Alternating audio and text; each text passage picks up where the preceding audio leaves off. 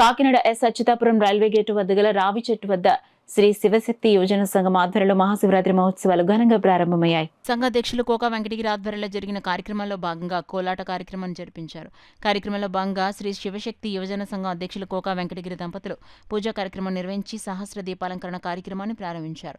పెద్ద సంఖ్యలో పాల్గొన్న భక్తులంతా జ్యోతులను వెలిగించారు. దాంతో ఆ ప్రాంతమంతా దీపకాంతులతో దేదీప్యమానంగా వెలుగొందింది.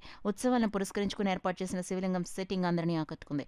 భక్తులు పెద్ద సంఖ్యలో తరలివచ్చి శివలింగాన్ని దర్శించి పూజలు చేశారు. ఈ సందర్భంగా సంఘం అధ్యక్షుడు కోకా వెంకటగిరి మాట్లాడుతూ గత 37 సంవత్సరాలుగా ఉత్సవాలను నిర్వహించేందుకు సహకరిస్తున్న దాతలకు కృతజ్ఞతలు తెలిపారు. ఈ కార్యక్రమంలో మాజీ కార్పొరేటర్లు ఇనుకొండ పట్టాభిరామయ్య, చిట్నేడుమూర్తి, స్థానిక పెద్దలు గంధం శివ, శివశక్తి యువ జనసంఘం సభ్యులు రాయుడు శ్రీనివాస్, దూలపూడి శ్రీను, తిరుమలశెట్టి వెంకటరమణ, పెద్ద సంఖ్యలో భక్తులు, చిన్నారులు, మహిళలు పాల్గొన్నారు.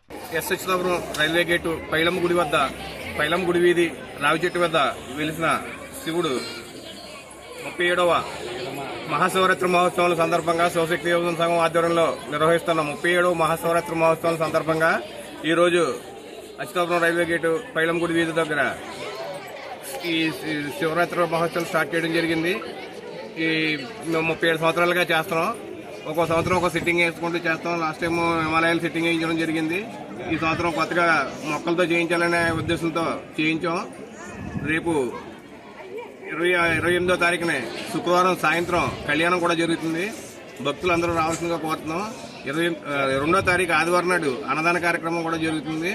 మాకు సహకరించిన ఇనుకొండ పట్టాభిరామయ్య గారికి, మాదిరెడ్డి వెంకన్నబాబు గారికి, మాకు స్థానికంగా ఉన్న వీధిలోని భక్తులకి, మా స్థానికులందరికీ కూడా మా శివశక్తి యువజన సంఘం తరఫున ధన్యవాదాలు తెలుపుకుంటున్నాం.